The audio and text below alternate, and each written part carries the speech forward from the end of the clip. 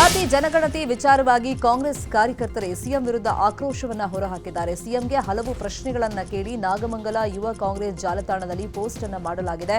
ಜಾತಿ ಗಣತಿ ಪ್ರಕಾರ ಅಲ್ಪಸಂಖ್ಯಾತ ಮುಸ್ಲಿಮರು ಈಗ ಬಹುಸಂಖ್ಯರಾಗ್ತಾ ಇದ್ದಾರೆ. ಅಲ್ಪಸಂಖ್ಯಾತರಿಗೆ ನೀಡ್ತಾ ಇರುವಂತಹ ಸವಲತ್ತನ್ನ ಕಿತ್ತಾಕಿ ಅಲ್ಪಸಂಖ್ಯಾತರಿಗೆ ನೀಡುವಂತಹ ಸವಲತ್ತನ್ನ ಒಕ್ಕಲಿಗರಿಗೆ ಹಾಗೂ ಲಿಂಗಾಯತರಿಗೆ ನೀಡೋದಾದ್ರೆ ಜಾತಿ ಗಣತಿಯನ್ನ ಒಪ್ತೀವಿ ಅಂತ ಹೇಳಿ ಜಾಲತಾಣದಲ್ಲಿ ಪೋಸ್ಟ್ ಹಾಕಲಾಗಿದೆ.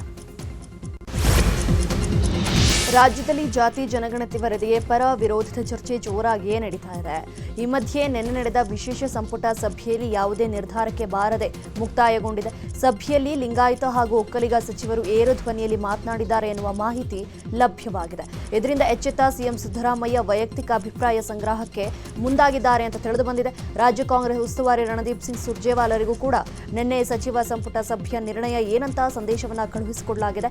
ಮಲ್ಲಿಕಾರ್ಜುನ ಖರ್ಗೆ ಅವರಿಗೂ ಕೂಡ ಕ್ಯಾಬಿನೆಟ್ನಲ್ಲಾದಂತಹ ಪರ ವಿರೋಧ ವರದಿ ತಲುಪಿಸುವ ಕೆಲಸ ಆಗ್ತಾ ಇದೆ. ಮೇ 2ಕ್ಕೆ ಮುಂದಿನ ಸಚಿವ ಸಂಪುಟ ಸಭೆಯಲ್ಲಿ ಜಾತಿ ಜನಗಣತಿ ವರದಿ ಬಗ್ಗೆ ಚರ್ಚೆ ನಡೆಯಲಿದೆ. ಸಂಪುಟ ಸಭೆ ಬಳಿಕ ಮಾತನಾಡಿದ ಸಚಿವ ಈಶ್ವರ್ ಖಂಡ್ರೆ, ನಮ್ಮ ಸಮಾಜದ ಅಧ್ಯಕ್ಷರಾದ ಶಾಮನೂರು ಹಾಗೂ ಶಂಕರ್ ಬಿದರೆಯ ನಿಲುವನ್ನ ಸಭೆಯಲ್ಲಿ ಹೇಳಿದ್ದೀವಿ. ಅಂತಿಮವಾಗಿ ಮುಖ್ಯಮಂತ್ರಿಯವರು ಯಾವ ಕಾರಣಕ್ಕೂ ಅನ್ಯಾಯ ಆಗದಂತೆ ತೀರ್ಮಾನ ಮಾಡೋದಾಗಿ ಹೇಳಿದ್ದಾರೆ. ಮುಂದಿನ ಸಚಿವ ಸಂಪುಟ ಸಭೆಯಲ್ಲಿ ಸ್ಪಷ್ಟ ನಿರ್ಧಾರ ಆಗುತ್ತೆ ಅಂತ ಹೇಳಿದ್ರು. ಈತ ಮಾಹಿತಿಯನ್ನ ಒದಗಿಸುವ ಕೆಲಸ ಮಾಡ್ತೀವಿ ಅಂತ ಸಚಿವ ತಂಗಡಿಗೆ ಹೇಳಿದ್ದಾರೆ. ಚರ್ಚೆ ಅಪೂರ್ಣ ಆಗಿದೆ ಅಂತ ಸಚಿವ ಮಹದೇವಪ್ಪ ಹೇಳಿದರು. ಜಾತಿ ಜನಗಣತಿ ವಿಚಾರವಾಗಿ ಸಚಿವ ಸಂಪುಟದಲ್ಲಿ ಸಚಿವರ ನಡುವೆ ಜಟಾಪಟಿ ನಡೆದಿದೆ.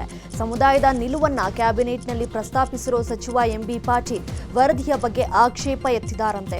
ಸಮುದಾಯವನ್ನ ವಿಂಗಡಿಸಿರೋದಕ್ಕೆ ನಮ್ಮ ವಿರೋಧ ಇದೆ. ಸಮುದಾಯ ವಿಂಗಡಣೆ ಮಾಡಿರೋದ್ರಿಂದ ಜನಸಂಖ್ಯೆ ವಿಭಜನೆಯಾಗಿದೆ. ಮರುಪರಿಶೀಲನೆ ಮಾಡದೆ ಜಾರಿ ಮಾಡಿದ್ರೆ ಸಮುದಾಯ ತಿರುಗಿ ಬೀಳುತ್ತೆ. ನಾವು ವರದಿಯನ್ನ ಸಂಪೂರ್ಣವಾಗಿ ವಿರೋಧಿಸ್ತಾ ಇಲ್ಲ. ವರದಿಯಲ್ಲಿನ ದೋಷಗಳನ್ನ ಸರಿಪಡಿಸಿ ಅಂತ ಎಂಬಿ ಪಾಟೀಲ್ ಹೇಳಿದ.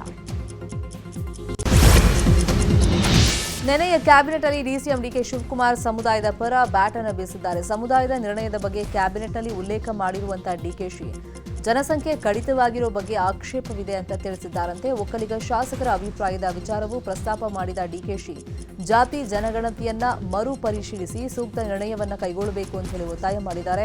ಇನ್ನು ಡಿಕೆ ಶಿವಕುಮಾರ್ ಮಾತಿಗೆ ಸಿಟ್ಟಾದ ದಲಿತ ಸಚಿವರು ಆಕ್ಷೇಪವನ್ನ ವ್ಯಕ್ತಪಡಿಸಿದ್ದಾರಂತೆ. ಈ ವೇಳೆ ದಲಿತ ಸಚಿವರ ಹೇಳಿಕೆ ಮಧ್ಯೆ ದನಿಗೂಡಿಸಿರುವಂತಹ ಸಿಎಂ ಸೇರಿ ಕೆಲ ಸಚಿವರು ಈ ಸಂದರ್ಭದಲ್ಲಿ ವರದಿ ವಿರೋಧ ಸರಿಯಲ್ಲ, ವಿಶೇಷ ಅಧಿವೇಶನ ಕರೆದು ಚರ್ಚೆ ಮಾಡೋಣ ಅಂತೇಳಿ ಸಲಹೆಯನ್ನ ಕೊಟ್ಟಿದ್ದಾರಂತೆ. ಜಾತಿ ಜನಗಣತಿಯ ಬಗ್ಗೆ ಕ್ಯಾಬಿನೆಟ್ನಲ್ಲಿ ಅಪೂರ್ಣಗೊಂಡ ವಿಚಾರಕ್ಕೆ ವಿಪಕ್ಷ ನಾಯಕ ಆರ್ ಅಶೋಕ್ ವ್ಯಂಗ್ಯವಾಡಿದ್ದಾರೆ. ಸಾಮಾಜಿಕ ಜಾಲತಾಣ ಎಕ್ಸ್ನಲ್ಲಿ ಪೋಸ್ಟ್ ಮಾಡಿರೋ ಅಶೋಕ್, 10 ವರ್ಷಗಳ ಹಿಂದೆ ಆರಂಭವಾದ ಸಿಎಂ ಸಿದ್ದರಾಮಯ್ಯನವರ ಜಾತಿ ಜನಗಣತಿ ಬೃಹತ್ ನಾಟಕ ಮೆಗಾ ಸೀರಿಯಲ್ ರೀತಿಯಲ್ಲಿ ಮುಂದುವರಿತಾ ಇದೆ. ಬೆಲೆ ಏರಿಕೆ, ಕುಸಿದಿರುವ ಕಾನೂನು ಸುವ್ಯವಸ್ಥೆ, ಅಭಿವೃದ್ಧಿ ಶೂನ್ಯತೆ ಬಗ್ಗೆ ರಾಜ್ಯಾದ್ಯಂತ ಕಾಡ್ಗಿಚ್ಚಿನಂತೆ ಹಬ್ಬಿರುವ ಜನಾಕ್ರೋಶದ ಕಿಚ್ಚಿನಿಂದ ತಪ್ಪಿಸಿಕೊಳ್ಳಲು ಯತ್ನ ನಡೆಸಿದ್ದಾರೆ. ತಮ್ಮ ಸರ್ಕಾರದ ವಿರುದ್ಧ ಎದ್ದಿರುವ ಜನಾಕ್ರೋಶದ ಜ್ವಾಲೆ ಕಡಿಮೆಯಾಗುವ ತನಕ ಜಾತಿ ಜನಗಣತಿ ಜಪ ಮಾಡುತ್ತಲೇ ಇರುವ ನಿರ್ಧಾರ ಮಾಡಿದಂತಿದೆ ಅಂತ ಕಾಲೆಳೆದಿದ್ದಾರೆ. 10 ವರ್ಷದ ಹಿಂದಿನ ಜಾತಿ ಜನಗಣತಿ ಪ್ರಕಟ ನ್ಯಾಯೋಚಿತವಲ್ಲ, ಹೊಸ ಸಮೀಕ್ಷೆ ಮಾಡಿದರೆ ಒಳ್ಳೆಯದು ಅಂತ ತುಮಕೂರಿನ ಸಿದ್ಧಗಂಗಾ ಮಠಾಧ್ಯಕ್ಷ ಸಿದ್ಧಲಿಂಗ ಶ್ರೀಗಳು ಹೇಳಿದ್ದಾರೆ. ಜಾತಿ ಜನಗಣತಿ ಎಲ್ಲರ ಗಮನಕ್ಕೂ ಬಂದಿಲ್ಲ ಅನ್ನೋದು ಬಹಳ ಜನರಲ್ಲಿದೆ. ಗೊಂದಲ ನಿವಾರಣೆಯಾಗಬೇಕು. ಎಲ್ಲಾ ಸಮಾಜದಲ್ಲೂ ಹಿಂದುಳಿದವರು, ಬಡವರು ಇದ್ದಾರೆ. ಅಸಮಾನತೆ ಹೋಗಲಾಡಿಸಿ ಸಮಾನತೆಯನ್ನ ತರಬೇಕು. ಪ್ರತಿಯೊಬ್ಬರನ್ನ ಭೇಟಿ ಮಾಡಿ ಅಂತ ಶ್ರೀಗಳು ಸಲಹೆಯನ್ನ ಕೊಟ್ಟಿದ್ದಾರೆ. ಬಿರುಗಾಳಿ ಮಳೆಯ ಅಬ್ಬರಕ್ಕೆ ಭತ್ತದ ಬೆಳೆ ನೆಲಕಚ್ಚಿದೆ. 100 ಎಕರೆ ಭತ್ತ ಸಂಪೂರ್ಣವಾಗಿ ಹಾನಿಯಾಗಿದೆ. ಗದಗ ಜಿಲ್ಲೆಯ ಶಿರಹಟ್ಟಿ ತಾಲೂಕಿನ ಹೊಳೆ ಇಟಗಿ ಸಾಸ್ಲವಾಡದಲ್ಲಿ ಭತ್ತದ ಬೆಳೆ ನೆಲಕಚ್ಚಿರುವಂಥದ್ದು. ಎಕರೆಗೆ ಲಕ್ಷಾಂತರ ರೂಪಾಯಿ ಖರ್ಚು ಮಾಡಿದಂತಹ ರೈತರು ಕಂಗಾಲಾಗಿದ್ದಾರೆ. ಗದಗನಲ್ಲಿ ಬಿರುಗಾಳಿ ಸಹಿತ ಮಳೆ ಭಾರೀ ಅವಾಂತರವನ್ನು ಸೃಷ್ಟಿ ಮಾಡಿದೆ. ಬಿರುಗಾಳಿಗೆ ಕಬ್ಬಿಣದ ಹ್ಯಾಂಗ್ಲರ್ ಸಮೇತ ತಗಡಿನ ಶೀಟ್ ಹಾರಿಹೋಗಿದ್ದು ಎದುರು ಮನೆಯ ಮೇಲ್ಛಾವಣಿಗೆ ಹಾನಿಯಾಗಿದೆ. ಇನ್ನು ಮುಂಡರಗಿ ತಾಲೂಕಿನ ಸಿಂಗಟ ರಾಯನಕೇರಿ ತಾಂಡಾದಲ್ಲಿ ಘಟನೆ ನಡೆದಿದೆ. ಮನೆಯಲ್ಲಿದ್ದ 4 ಜನ ಬಚಾವಾಗಿದ್ದಾರೆ. ಬಾಣಂತಿ ಹಾಗೂ ಮಗು ಸುರಕ್ಷಿತವಾಗಿದ್ದು 8 ವರ್ಷದ ಬಾಲಕಿ ಪವಿತ್ರ ತಲೆ ಗಾಯ ಆಗಿದೆ. ದೇವರ ಮನೆಯಲ್ಲಿ ಆಶ್ರಯ ಪಡೆದು ಅಜ್ಜಿ ಮೊಮ್ಮಗ ಪ್ರಾಣಾಪಾಯದಿಂದ ಪಾರಾಗಿದ್ದಾರೆ. ವಕ್ಫ್ ತಿದ್ದುಪಡಿ ಕಾಯ್ದೆ ವಿರೋಧಿಸಿ ಮಂಗಳೂರಿನಲ್ಲಿ ಭಾರೀ ಪ್ರತಿಭಟನೆ ನಡೆಯಲಿದೆ. ಹಾಗಾಗಿ ಇವತ್ತು ವ್ಯಾಪಾರ ವಹಿವಾಟು ಬಂದ್ ಮಾಡಲು ಮುಸ್ಲಿಂ ವರ್ತಕರು ನಿರ್ಧಾರವನ್ನು ಕೈಗೊಂಡಿರುವಂಥದ್ದು. ಮಧ್ಯಾಹ್ನ 12 ಗಂಟೆಯಿಂದಲೇ ಮಂಗಳೂರು ಬೆಂಗಳೂರು ರಾಷ್ಟ್ರೀಯ ಹೆದ್ದಾರಿ ಬಂದ್ ಮಾಡಲು ಸಜ್ಜಾಗಿದ್ದಾರೆ. ಮಂಗಳೂರಿನ ಕಣ್ಣೂರು ಬಳಿ ಇರುವ ಗಾರ್ಡನ್ ಮೈದಾನದಲ್ಲಿ ಪ್ರತಿಭಟನೆ ಅಂತಿಮ ಹಂತದ ತಯಾರಿ ನಡೀತಾ ಇದೆ. 4 ಜಿಲ್ಲೆಗಳಿಂದ ಲಕ್ಷಕ್ಕೂ ಅಧಿಕ ಜನ ಸೇರುವ ನಿರೀಕ್ಷೆ ಇದೆ. ನೇಹಾ ಹಿರೇಮಠ್ ಕೊಲೆಯಾಗಿ ಇವತ್ತಿಗೆ 1 ವರ್ಷವಾಗಿದೆ. ಕೊಲೆ ಆರೋಪಿ ಫಯಾಜ್ ಶಿಕ್ಷೆ ವಿಳಂಬಕ್ಕೆ ಹಿಂದೂ ಪರ ಸಂಘಟನೆಗಳಿಂದ ಆಕ್ರೋಶ ವ್ಯಕ್ತವಾಗಿದೆ. ಇವತ್ತು ಶ್ರೀರಾಮ್ ಸೇನೆ ಸಂಘಟನೆ ನೇಹಾ ಹೆಸರಲ್ಲಿ ಮಹಿಳೆಯರಿಗೆ ತ್ರಿಶೂಲ ದೀಕ್ಷೆ ನೀಡುವುದಕ್ಕೆ ತೀರ್ಮಾನ ಮಾಡಿದೆ. ಹುಬ್ಬಳ್ಳಿಯ ಕೃಷ್ಣ ಕಲ್ಯಾಣ ಮಂಟಪದಲ್ಲಿ ಮಹಿಳೆಯರಿಗೆ ತ್ರಿಶೂಲ ದೀಕ್ಷೆ ಕಾರ್ಯಕ್ರಮ ನಡೆಯಲಿದ್ದು, ಶ್ರೀರಾಮ್ ಸೇನೆ ಮುಖಂಡ ಪ್ರಮೋದ್ ಮುತಾಲಿಕ್ ತ್ರಿಶೂಲ ದೀಕ್ಷೆಯನ್ನು ಕೊಡಲಿದ್ದಾರೆ. ತ್ರಿಶೂಲ ದೀಕ್ಷೆ ಜೊತೆಗೆ ಲವ್ ಜಿಹಾದ್ ಪುಸ್ತಕ ಬಿಡುಗಡೆ ನಡೆಯಲಿದೆ. ರಾಜ್ಯದ ವಿವಿಧೆಡೆಯೂ ತ್ರಿಶೂಲ ದೀಕ್ಷೆಗೆ ತೀರ್ಮಾನವನ್ನು ಮಾಡಲಾಗಿದೆ. ಕಸ ಸ್ವಚ್ಛ ಮಾಡದೆ ಗ್ರಾಮ ಪಂಚಾಯಿತಿ ಅಧಿಕಾರಿಗಳ ಕಳ್ಳಾಟ ಮಾಡ್ತಿದ್ದಾರೆ ಅಂತ ದೂರು ಕೊಟ್ಟಿದ್ದಕ್ಕೆ ಸ್ಪಂದನೆ ಸಿಕ್ಕಿದೆ. ಮಂಡ್ಯದ ಹಳೆಬೂದನೂರು ಗ್ರಾಮದಲ್ಲಿ ಕಸವನ್ನ ಸ್ವಚ್ಛಗೊಳಿಸದೆ ಅಧಿಕಾರಿಗಳು ಬೇಜವಾಬ್ದಾರಿಯಿಂದ ವರ್ತಿಸ್ತಾ ಇದ್ರು. ಇದನ್ನ ಮನಗಂಡ ಸವಿತಾ ಎನ್ನುವವರು ಪಂಚಮಿತ್ರಕ್ಕೆ ಕರೆ ಮಾಡಿದ್ದಾರೆ. ದೂರು ನೀಡುತ್ತಿದ್ದ ಹಾಗೆ ಗ್ರಾಮ ಪಂಚಾಯತ್ ಅಧಿಕಾರಿಗಳು ಇಡೀ ಗ್ರಾಮವನ್ನೇ ಸ್ವಚ್ಛಗೊಳಿಸಿದ್ದಾರೆ. ಬಿಲ್ಡರ್ ಅಪಾರ್ಟ್ಮೆಂಟ್ ಬಹುಮಹಡಿ ಕಟ್ಟಡದಾರರಿಗೆ ಬಿಬಿಎಂಪಿ ಗುಡ್ ನ್ಯೂಸ್ ಕೊಡೋದಕ್ಕೆ ಮುಂದಾಗಿದೆ. ನೂತನ ಎಫ್ಎಆರ್ ಯೋಜನೆ ಜಾರಿ ಮಾಡೋದಕ್ಕೆ ಬಿಬಿಎಂಪಿ ಮುಂದಾಗಿದೆ. ಕಟ್ಟಡ ನಕ್ಷೆ ಮೀರಿ ಹೆಚ್ಚುವರಿ ಫ್ಲೋರ್ ಕಟ್ಟಿದವರಿಗೆ ಈ ಯೋಜನೆ ಅನ್ವಯವಾಗಲಿದೆ. ನೂತನ ಯೋಜನೆಯಿಂದ ಪಾಲಿಕೆಗೆ ವಾರ್ಷಿಕ 2,000 ಕೋಟಿ ಆದಾಯದ ನಿರೀಕ್ಷೆ ಇದೆ.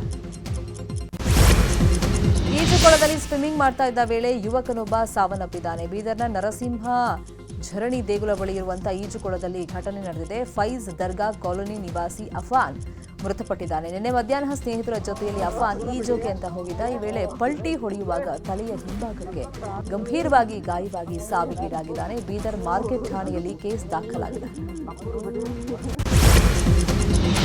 ರಸ್ತೆ ಬದಿ ಇದ್ದ ಆಟೋಗೆ ಬೆಂಕಿ ಹಚ್ಚಿ ಕಿಡಿಗೇಡಿಗಳು ವಿಕೃತಿಯನ್ನ ಮೆರೆದಿದ್ದಾರೆ. ಮಂಡ್ಯದ ನಾಗಮಂಗಲ ತಾಲೂಕಿನ ಕೆಂಬಾರಿ ಗ್ರಾಮದಲ್ಲಿ ಘಟನೆ ನಡೆದಿದೆ.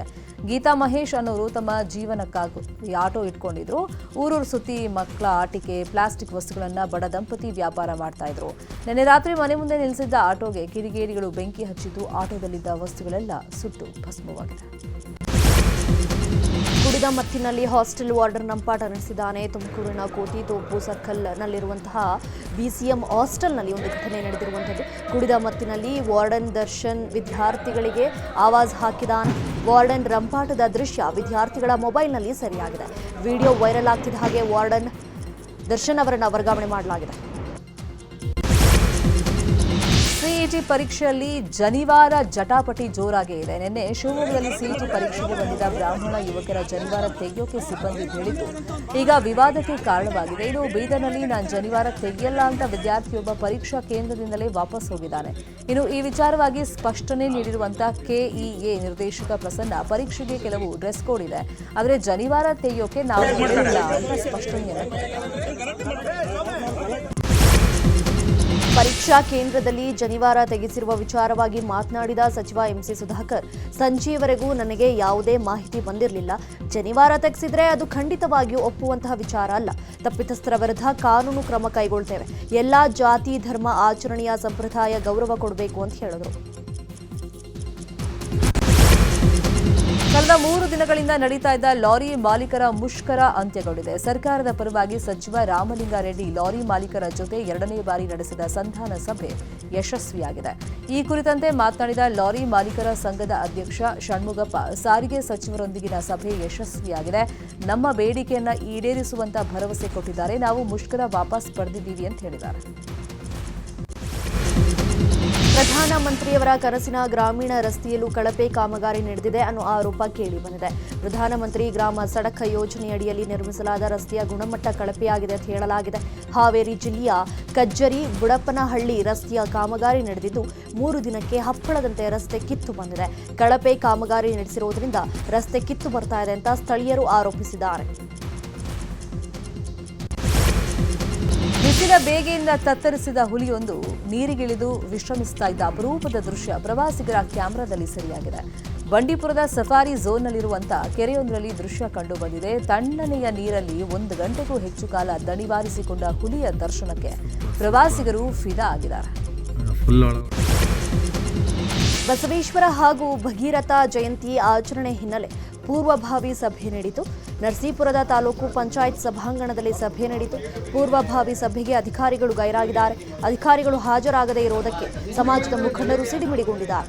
ಈ ರೀತಿ ಸಭೆ ನಡೆದರೆಷ್ಟು ಬಿಟ್ಟರೆಷ್ಟು ಅಂತ ಸಮಾಜದ ಮುಖಂಡರು ಸಭೆಯಿಂದ ಅರ್ಧಕ್ಕೆ ನಿರ್ಗಮಿಸಿದರು. ಕಾಂಗ್ರೆಸ್ ಸರ್ಕಾರದ ವಿರುದ್ಧ ರೈತ ಮುಖಂಡ ಕೋಡಿಹಳ್ಳಿ ಚಂದ್ರಶೇಖರ್ ವಾಗ್ದಾಳಿಯನ್ನು ನಡೆಸಿದ್ದಾರೆ. ಕಾಂಗ್ರೆಸ್ ಸುಳ್ಳು ಹೇಳ್ತಾ 2 ವರ್ಷ ಕಳೆದಿದೆ. ಕಾಂಗ್ರೆಸ್ ಅಧಿಕಾರಕ್ಕೆ ಬಂದ 24 ಗಂಟೆಯಲ್ಲಿ ಕೃಷಿ ಕಾಯ್ದೆ ರದ್ದು ಮಾಡೋದಾಗಿ ಹೇಳಿತ್ತು. ಈವರೆಗೆ ಅದರ ಬಗ್ಗೆ ಏನೂ ಮಾತಾಡ್ತಿಲ್ಲ. ಇನ್ನು ಬರೀ ಧರ್ಮದ ಮೇಲೆ ರಾಜಕಾರಣ ಮಾಡ್ತಾ ಇದ್ದಾರೆ. ಬಿಜೆಪಿ, ಕಾಂಗ್ರೆಸ್ ಮತ್ತು ಜೆಡಿಎಸ್ ಪಕ್ಷಗಳ ಪರ್ಯಾಯ ಚಿಂತನಾ ಸಭೆಯಲ್ಲಿ ರಾಜ್ಯದ ಎಲ್ಲ ಜಿಲ್ಲೆಗಳಲ್ಲೂ ನಾವು ನಡೆಸ್ತೀವಿ. ಇನ್ನು ಈ ವಿಚಾರವಾಗಿ ಜನತಾ ಪ್ರಣಾಳಿಕೆ ಮಾಡಿದ್ದೀವಿ. ರೈತರ ಹೊಸ ಪಕ್ಷವನ್ನು ನಾವು ಹುಟ್ಟಾಕ್ತೀವಿ ಅಂತಾನೂ ಅವ್ರು ಹೇಳಿದ್ದಾರೆ. ಕಲಬುರಗಿ ಜಿಲ್ಲೆಯ ಚಿತ್ತಾಪುರದ ಭಾಗೋಡಿ ಗ್ರಾಮದ ಮರಳು ಗಣಿಗಾರಿಕಾ ಸ್ಥಳಕ್ಕೆ ಬಿಜೆಪಿ ರಾಜ್ಯಾಧ್ಯಕ್ಷ ಬಿವೈ ವಿಜೇಂದ್ರ ಅವರು ಭೇಟಿ ಕೊಟ್ಟಿದ್ದಾರೆ.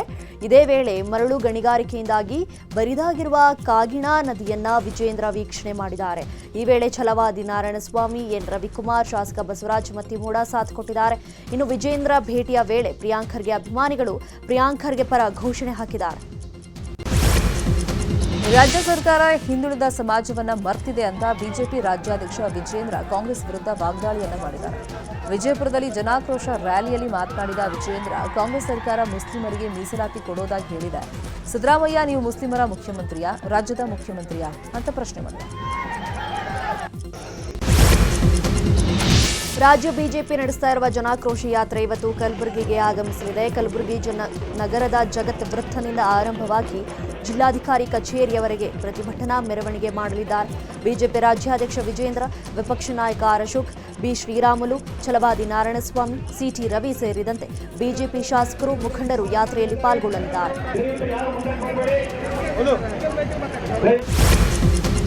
ಮಹಿಳೆಯೊಬ್ಬರಿಗೆ ಖಾಸಗಿ ಬ್ಯಾಂಕ್ ಸಿಬ್ಬಂದಿ ವಂಚನೆ ಮಾಡಿದ್ದಾರೆ ಅನ್ನೋ ಆರೋಪ ಕೇಳಿಬಂದಿದೆ. ಮೈಸೂರಿನ ಹೂಟಗಟ್ಟಿಯಲ್ಲಿರುವಂತಹ ನವನಗರ ಅರ್ಬನ್ ಕೋಆಪರೇಟಿವ್ ಬ್ಯಾಂಕ್ನಲ್ಲಿ ಸುನೀತಾ 2016ರಲ್ಲಿ ಖಾತೆಯನ್ನು ತೆರೆದಿದ್ರು. ತಾವು ಹೊಂದಿರುವ ಹಲವು ಪ್ರಾಪರ್ಟಿಗಳ ಮಾರ್ಟ್ಗೇಜ್ ಮಾಡಿಸಿ ಲೋನ್ ಕೂಡ ಪಡೆದಿದ್ರು. ಆದರೆ ತಮ್ಮ ಒಡೆತನದ ಟ್ರಸ್ಟ್ ಖಾತೆಯಿಂದ ಹಣವನ್ನು ಅಕ್ರಮವಾಗಿ ವರ್ಗಾವಣೆ ಮಾಡಲಾಗಿದೆ ಅಂತ ಆರೋಪಿಸಲಾಗಿದೆ.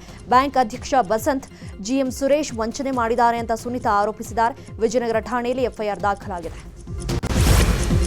ಮಂಗಳೂರಿನ ಕಲ್ಲಾಪುರಲ್ಲಿ ಗ್ಯಾಂಗ್ ರೇಪ್ ಪ್ರಕರಣ ಸಂಬಂಧ ಪೊಲೀಸರು 3 ಆರೋಪಿಗಳನ್ನು ಬಂಧಿಸಿದ್ದಾರೆ. ಪ್ರಭುರಾಜ್, ಮಿಥುನ್ ಹಾಗೂ ಮನೀಶ್ ಬಂಧಿತರು. ಕಾಸರಗೋಡಿನಲ್ಲಿ ಕೆಲಸ ಮಾಡ್ತಾ ಇದ್ದ ಪಶ್ಚಿಮ ಬಂಗಾಳ ಮೂಲದ ಯುವತಿ ಉಳ್ಳಾಳಕ್ಕೆ ಬಂದಿದ್ದು, ಯುವತಿಯ ನಂಬಿಕೆ ಗಳಿಸಿ ಸ್ನೇಹಿತರ ಜೊತೆಗೂಡಿ ಪ್ರಭುರಾಜ್ ಅತ್ಯಾಚಾರ ಎಸಗಿದ್ದಾನೆ ಎನ್ನಲಾಗಿದೆ. ಸದ್ಯ ಆರೋಪಿಗಳನ್ನು ವಶಕ್ಕೆ ಪಡೆದು ವಿಚಾರಣೆ ಮಾಡಲಾಗ್ತಾ ಇದೆ. ಇವತ್ತು ಬೆಂಗಳೂರಿನ ಚಿನ್ನಸ್ವಾಮಿ ಕ್ರೀಡಾಂಗಣದಲ್ಲಿ ಆರ್ಸಿಬಿ ವಿರುದ್ಧ ಪಂಜಾಬ್ ಪಂದ್ಯ ನಡೆಯಲಿದೆ. 2 ತಂಡಗಳ ನಡುವಿನ ಗೆಲುವಿನ ಓಟವನ್ನ ಕಾಯ್ದುಕೊಳ್ಳುವ ಮತ್ತು ಪಾಯಿಂಟ್ ಪಟ್ಟಿಯಲ್ಲಿ ತಮ್ಮ ಸ್ಥಾನವನ್ನ ಬಲಪಡಿಸುವ ಉದ್ದೇಶದಿಂದ ಕಣಕ್ಕಿಳಿಯಲಿವೆ. 2 ತಂಡಗಳಿಗೂ ಇಂದಿನ ಪಂದ್ಯ ಮಹತ್ವದಾಗಿದೆ. ಇವತ್ತು ಬೆಂಗಳೂರಲ್ಲಿ ನಡೆಯಲಿರುವಂತಹ ಆರ್ಸಿಬಿ ಪಂಜಾಬ್ ಪಂದ್ಯಕ್ಕೆ ಮಳೆ ಅಡ್ಡಿಯಾಗುವಂತಹ ಆತಂಕ ಎದುರಾಗಿದೆ. ಕಳೆದ 2 ದಿನಗಳಿಂದ ಬೆಂಗಳೂರಲ್ಲಿ ಮಳೆಯಾಗ್ತಿದೆ. ಇವತ್ತು ಕೂಡ ಮಳೆ ಮುನ್ಸೂಚನೆ ಇದ್ದು, ಮಳೆ ಹೆಚ್ಚಾದರೆ ಪಂದ್ಯ ಸ್ಟಾಪ್ ಆಗುವಂತಹ ಸಾಧ್ಯತೆ ಇದೆ. ಮಳೆ ಬಾರದಿರಲಿ ಅಂತ ಆರ್ಸಿಬಿ ಅಭಿಮಾನಿಗಳು ಪ್ರಾರ್ಥನೆ ಮಾಡ್ತಾ ಇದ್ದಾರೆ. ಮಾಜಿ ಕ್ರಿಕೆಟಿಗ ವಿವಿಎಸ್ ಲಕ್ಷ್ಮಣ್ ತಿರುಪತಿಗೆ ಭೇಟಿಯನ್ನ ಕೊಟ್ಟಿದ್ದಾರೆ. ಬೆಳಗ್ಗೆ ತಿರುಪತಿಗೆ ಭೇಟಿ ಕೊಟ್ಟಿರುವಂತಹ ಲಕ್ಷ್ಮಣ್ ತಿಮ್ಮಪ್ಪನ ದರ್ಶನವನ್ನ ಪಡೆದಿದ್ದಾರೆ. ಈ ವೇಳೆ ದೇಗುಲದ ವತಿಯಿಂದ ಲಕ್ಷ್ಮಣ್ಗೆ ಸನ್ಮಾನಿಸಲಾಯಿತು. ಐಪಿಎಲ್ 2025ರ 33ನೇ ಪಂದ್ಯದಲ್ಲಿ ನಿನ್ನೆ ಮುಂಬೈ ಇಂಡಿಯನ್ಸ್ ತಂಡ ಎಸ್ಆರ್ಎಚ್ ವಿರುದ್ಧ ಗೆದ್ದು ಬಿಗಿದೆ. ಟಾಸ್ ಸೋತು ಮೊದಲು ಬ್ಯಾಟಿಂಗ್ ಮಾಡಿದ ಸನ್ ರೈಸರ್ಸ್ ಹೈದರಾಬಾದ್ ನಿಗದಿತ 20 ಓವರ್ಗಳಲ್ಲಿ 5 ವಿಕೆಟ್ ನಷ್ಟಕ್ಕೆ 162 ರನ್ ಗಳಿಸಿತು. 163 ರನ್ಗಳ ಗೆಲುವಿನ ಗುರಿ ಬೆನ್ನತ್ತಿದ ಮುಂಬೈ ಇಂಡಿಯನ್ಸ್ ತಂಡ 17.5 ಓವರ್ಗಳಲ್ಲಿ 6 ವಿಕೆಟ್ ನಷ್ಟಕ್ಕೆ 166 ರನ್ ಗಳಿಸೋದರೊಂದಿಗೆ ಗೆಲುವಿನ ನಗೆ ಬೀರಿತು.